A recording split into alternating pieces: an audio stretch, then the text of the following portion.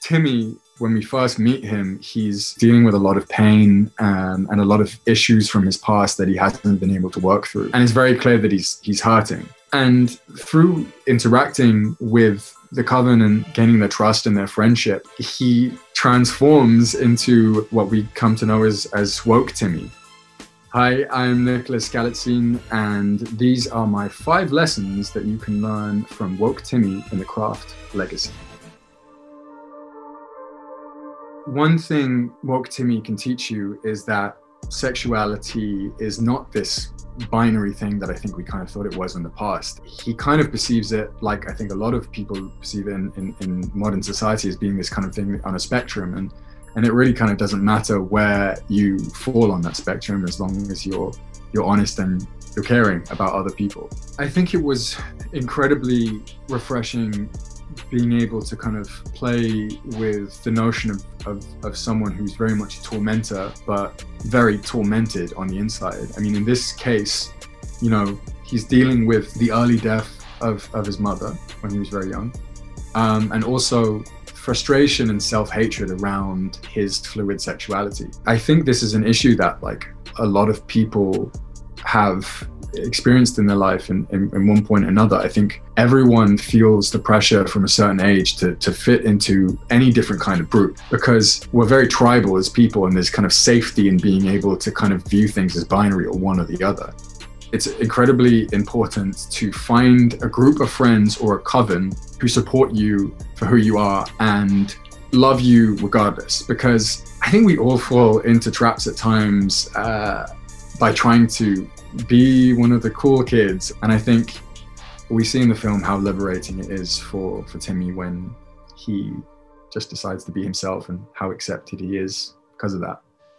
Female empowerment doesn't mean men versus women. It's not pitting one group against another. As a lot of people might not know, because they associate feminism with one thing, I myself as a feminist, it's all about sort of bringing equality to the table, because too many demographics have kind of been pulled to the side, alienated, and I think this movie is very much a celebration of female empowerment. And we can kind of see as the story progresses how gratifying it is to Timmy to be a part of such a powerful group of women.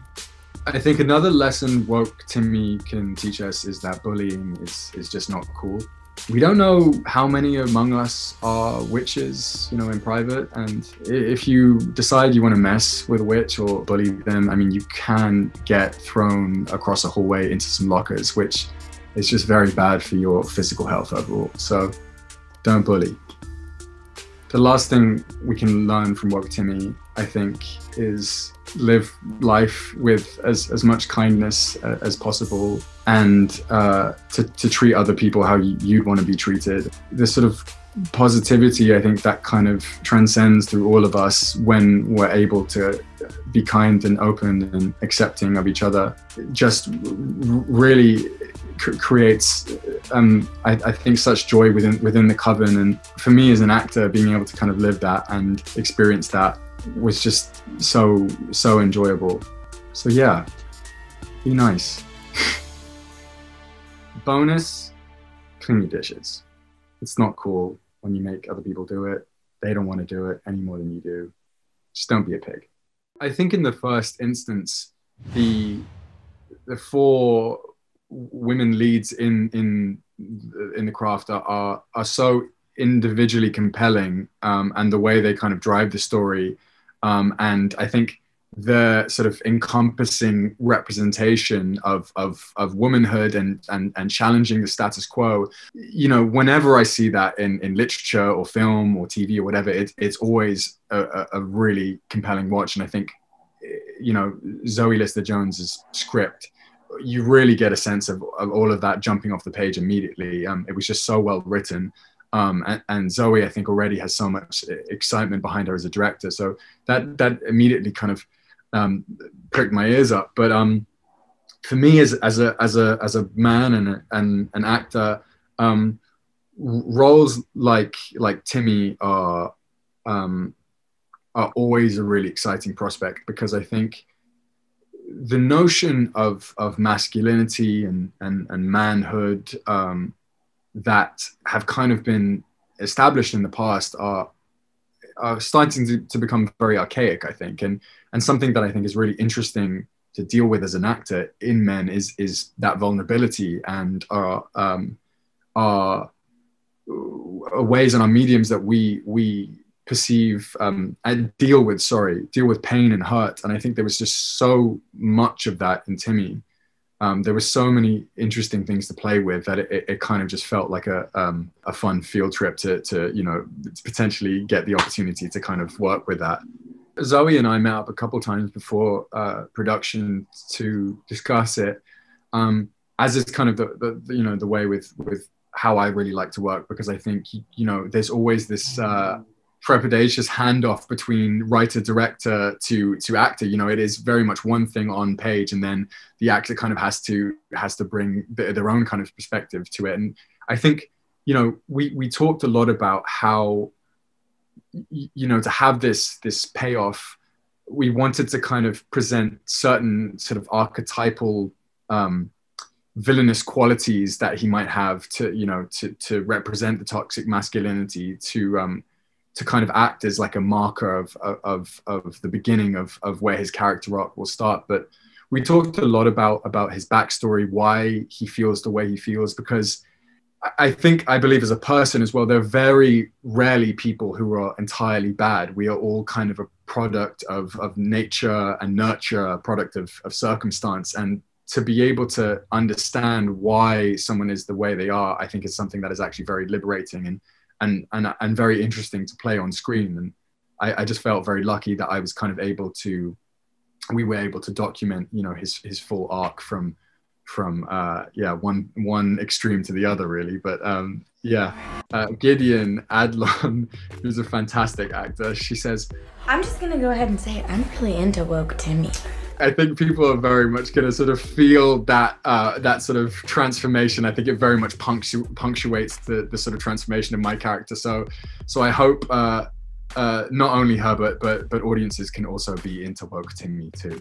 See, I was one of these people who, when you see in the movies, they're never present when these things are going on, and they always are very suspicious of everyone else because it seems like everyone else is seeing things apart from them. But no, we had apparently shot in a house that had some kind of spirit in it, but I wasn't.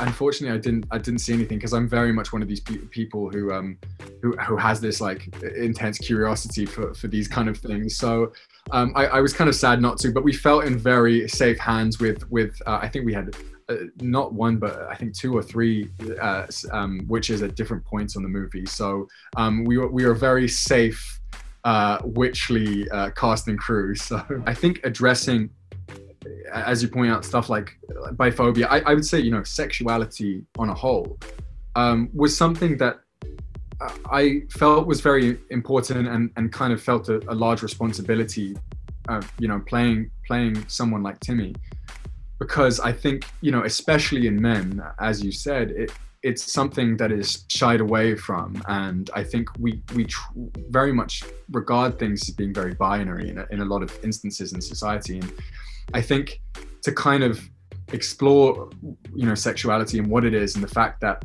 it is this spectrum and some people are fluid, and we kind of all fall somewhere on that. I think to explore that through the lens of someone who seemingly is very, what you would call classically masculine on the outside, I think shows just how diverse we are as people. And there isn't really one notion of how anyone really has to be in regards to their sexuality. So it was definitely something we really wanted to get right. But I hope people will use Timmy as a positive example of how someone can differ from our expectations on the outside, and how different we all are. When was the last time in your life you wanted to cast a spell on someone? I'm a bugbear for manners. So people trying to get on the tube before you get off. Yes. Instant spell. have secret magic powers? I don't know who I'd choose. Kaylee. Kaylee too. Do you guys think Zoe? What's the correct answer? Zoe, we vote Zoe. Yeah, Zoe. you nominate. Zoe.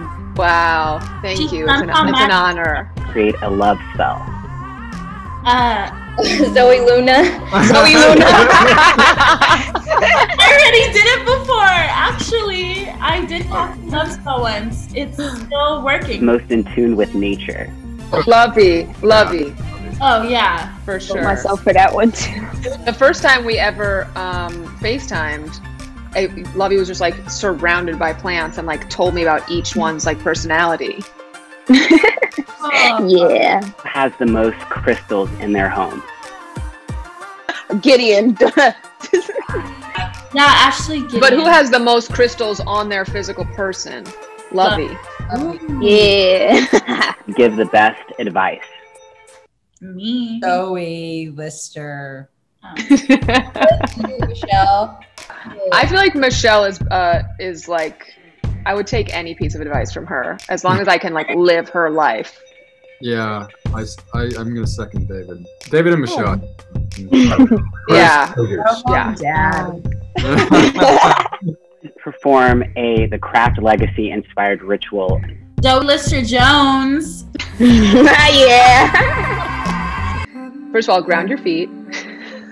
I'm on a couch. Your butt. Get in there. Get in your body. Okay. And inhale. And let it all out. That was hot. It's hot. All right. Hi, I'm Shannon McGrew from Nightmarsh Conjurings. Thank you so much, Nicholas, for speaking with me today. How are you? Thank you for having me. Thank you. I'm great. How are you doing? I'm doing well. I'm really excited to speak with you. You know, how does it feel to now be part of a film that's attached to this iconic movie, The Craft? Both exhilarating and terrifying simultaneously. I know how revered the first film was and was so important to so many people. So, you know, while respecting the first one, I hope that we can also be a part of, you know, a lot of young people's formative years, which, you know, I know the first film was very much that for them too. So, yeah. And, you know, we see your character of Timmy go through quite a remarkable change in the film. So how did you approach this character, and what type of input or direction did Zoe Lister Jones give you to help you get into that headspace? Yeah, Zoe and I had a lot of preliminary conversations before the actual, you know, start of production on the movie. And I think it was very much just trying to figure out who Timmy was as a person, why he ended up the way he was, the way we see him at the start of the movie, and I suppose just trying to kind of make him feel original and authentic, while at the same time in the beginning sort of playing to kind of these familiar notions of toxic masculinity that we've seen on film before. But yeah, he instantaneously, just from reading the script without the conversations, I knew I was going to have so much material to kind of play with as an actor, because, you know, he's the kind of person that I feel like I've encountered before in my life, and there was so much depth to him. So yeah, that's kind of how, just a lot of conversations really is how we approached it. And actually that brings up a perfect point for my last question for you is, you know, this film does deal with a ton of toxic masculinity. Is there anything that you hope, especially that men will take away from this film after they view it, especially in regards to your character? I think as men, we can be quite totalitarian at times. We can deal in this sort of the black and whites and the binaries. And I think to sort of allow ourselves to kind of be more vulnerable and sort of realize that people will actually kind of accept us when we do share our real feelings. I think that's kind of the one thing that breaks my heart as an advocate of mental health. men are a demographic who feel like they can't share a lot of these things. So you kind of, without ruining anything, you kind of see Timmy's journey and how he kind of flourishes when he's given the opportunity to share and to be vulnerable. So I hope he proves as a good example for a lot of young men in similar positions. Well, thank you so much for taking the time to speak with us. You were great, and I can't wait for everyone to see the film. Thank you so much for speaking with me. It was a pleasure. Have a great night. You too. Bye. Nicholas, first, I just want to congratulate you on your performance. You did such a good job, and you really tracked, Timmy's very big change that he goes through. So how do you as an actor approach those two opposite sides of him, considering what the storyline is? Yeah, thank you so much, first and foremost. I think it's such an incredible gift as an actor when you're presented with a notion of essentially playing two characters in one, which is kind of how I approached Timmy in this version of the craft. It's challenging. I will say that, because I think, like a lot of people are aware of, I'm sure, you're not shooting all of it in chronological order. So being able to, I think, distinctly identify these kind of two people whilst maintaining the fact that, he is the same person, and a lot of these thoughts and feelings that he has actually felt, the whole time were just kind of dormant there inside. So I think it just really having a very strong sense about who he is as a person is possibly the greatest facilitator in this case. Oh, that's wonderful. And, speaking of who he is as a person, this film tackles so many issues between like intersectional feminism, toxic masculinity, sexuality being fluid. Was there anything that you personally learned while working on set that you didn't realize before, or that helped expand your perspective? Yeah, I think, it was just such a incredible cast and crew, I think, full of so much diversity and people who, have been through so many different things. And, I think just really being able to spend time with them and spend, I think, further kind of understand the female experience, the trans experience in Zoe's case, the Black experience in Lovey's case. I think just simply being a part of it. It was such a loving and inclusive crew and cast. And I think every day was really just a blessing to be able to kind of share our stories with each other, because that's kind of what filmmaking and it is at its core, So I it's hard to kind of specifically say one thing, but yeah, I think the whole experience was a joy. Now, did you have any experience with the original Craft film, or what had you taken away from it before you came into this one? Yeah, it was not something I grew up with, but it was something definitely upon reading the new script for the first time that I was instantly intrigued and had to go and see the original. And I think the whole world that it kind of builds and having these badass women leads was a notion that I found super intriguing, and I desperately wanted to be a part of it. And it was kind of this growing unease the further I got along in the process, that I maybe wasn't going to be a part of it. But luckily, it all turned out positively in the end. But I just familiarized myself with how important the movie was for so many people, simply because I was telling people that I was going to be a part of it, and they went, "Oh, you don't understand. Like this film was such an important part of my life and very formative." So I very much the appreciation for its importance very much grew the more people I met. I love that in the film there's these like two defining worldviews. There's like your difference is your power, and power is order. So do you have any particular, like, what is power to you? I tend to sort of agree with the former. I think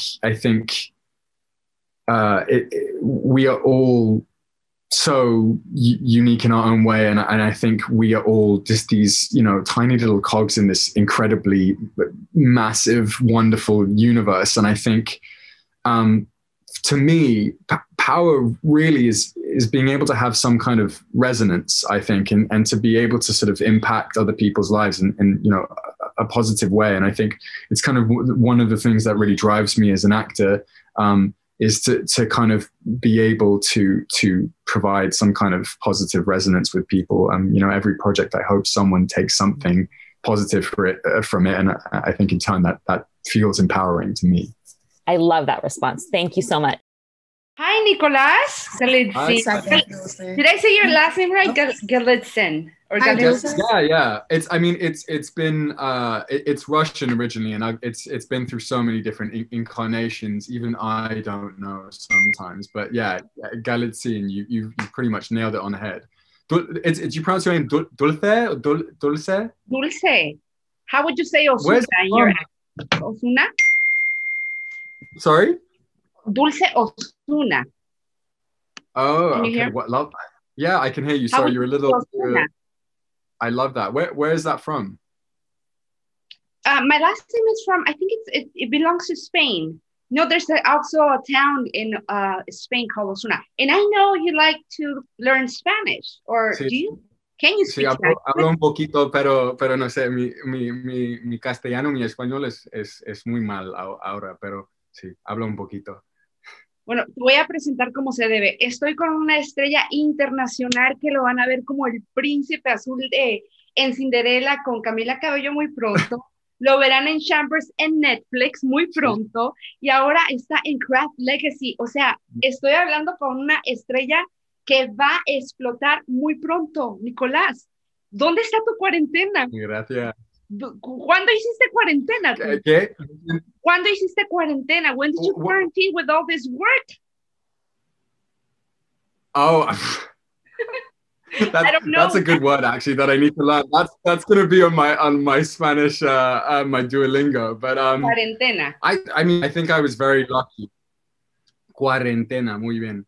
I think I was just very lucky that I was able to sort of do movies that kind of saddled the situation, and obviously I'm very blessed to be kind of part of the Sony family at the moment, that they were able to kind of take care of us and make sure that we were safe, and yes, we were able to shoot a movie in a pandemic, which is, you know, entirely unprecedented. So yeah, very lucky. So I know that you also sing, cantas, you play guitar, tocas la guitarra. Sí. Estás incorporando, estás mezclando la actuación con la música. ¿Planeas cantar muy pronto? Sí, tengo una canción que es, ¿cómo se dice? Es like in the works, Yes. en producción. ¿En producción? Sí, pero sí, música es una parte de mi vida súper importante que sí, espero que tengo una futura con la música en general, outside of film. I mean, I know that you started pretty much in 2014. You know, you started your career, right? Is that right? Yeah. I'd say, yeah. That's pretty 2014. early. Wow. So was acting like your first dream or your first goal, or was it singing first, or how did it all come along? I mean, funnily enough, I was never planning on being a performer of any sort. I was going to a school that specialized in rugby playing. I was a sportsman. I was competing in javelin when I was a kid, football, soccer. It was all kind of sports, but it was only really when I left school that I kind of found my passion for performing, and the acting and the music kind of came side by side. I think the music really actually maybe nipped it to the post a little bit quicker when I started teaching myself musical instruments, but it was something I never really knew about myself, that I think I kind of had held inside for many years, and I think it just took me I think being a little brave, kind of realized it was something I was passionate about, but I never imagined that I would be able to actually have a career at it. So I'm very blessed. So I'm pretty sure I'm going to be hearing you with Camila Cabello pretty soon. So, right? Your music. I mean, yeah. Fingers crossed, pretty soon. Nicholas Galitzine, ¿correcto? Can you say it? Can you say your last name? I want to make sure. Yeah, Galitzine. Galitzine. Nicolás, un placer hablar contigo. Sigue practicando tu español. Lo haces perfectamente. Me encanta tu acento. Muy Tienes gracias. un acento español castellano. Muy gracias. Es porque mi familia es de Grecia y los acentos parecen un poquito, pero sí. Felicidades. Muchas gracias. Well, let's continue to geek out because The Craft is a cult classic. How does it feel to be taking on this mantle and navigating the pressure of being in a sequel? Yeah, I think for one, I'm sure collectively as a group, we kind of felt a sense of trepidation, nervousness to begin with, because I think whenever you're doing something that people already love and they have these pre-existed expectations of, it can be a very daunting task. But I think we felt so passionate about the story and the script, and I think the new themes that our version brings up, that we were just really excited to sink our teeth into it, and for audiences to see this kind of new look version that we created. Your character kind of starts out like you mentioned, it does take this different turn. So you kind of start out, I'm like, okay, this is the Skeet Ulrich character. But then there's the shift. So what would you say the biggest difference is between The Craft and this new version / sequel? Yeah, I think the human aspect of every character is very much built upon. I think the first film very much touched on it, but I think the issues that our sort of protagonists are dealing with feel very current to this day and age. Issues of acceptance, I think very much like bind the two films together. But for me and my character, I think there are very sort of 21st century male issues that I think we've explored, and I hope can provide some kind of help or clarity, or just be sort of exemplary to people watching the movie. So when I was a kid, I would go to like sleepovers with my girlfriends, and we would play light as a feather, stiff as a board. We would break out the Ouija board. We got really witchy. Did you dabble in a witchy phase at all? A warlock phase? Look, you're a braver human than I am, because no, I don't. I think my sister and I were always fascinated by the supernatural. It's almost masochistic, because my parents can't understand why we love watching these scary films when we end up being sleepless for essentially however long afterwards. But since we were kids, that was kind of our ritual, is not necessarily playing with the Ouija boards or sort of doing any of these incantations, but watching these terrifying movies together when we weren't supposed to be. So like I said, you are a much braver human than I am, but maybe in the future, if I pluck up the courage, that's something I can do. I'm smarter now. I would never break out a Ouija board anymore, ever again. Like 2020, we've got like enough to deal with right now. Like, we don't need negative energies. That would just be the straw on the camel's back, I think. No, I don't need to be inviting a demon into my apartment. Do you have a favorite scene or line from the original? And bonus points if you recreate it. Oh my god. Okay. I mean, like, it's so cringe. I'm just gonna have to put pretend these are. I want you to pretend these are shades for a second, but yes. I really like in the original when she's kind of like, "We are the weirdos, mister," and I'm like, "Whoa, what just happened there?" I suddenly have a huge crush on Fairuza Balk. I think there are so many hit lines from that original, and I hope we can kind of do our film justice with our kind of our own quotables in this movie. But yeah, We are the weirdos, mister.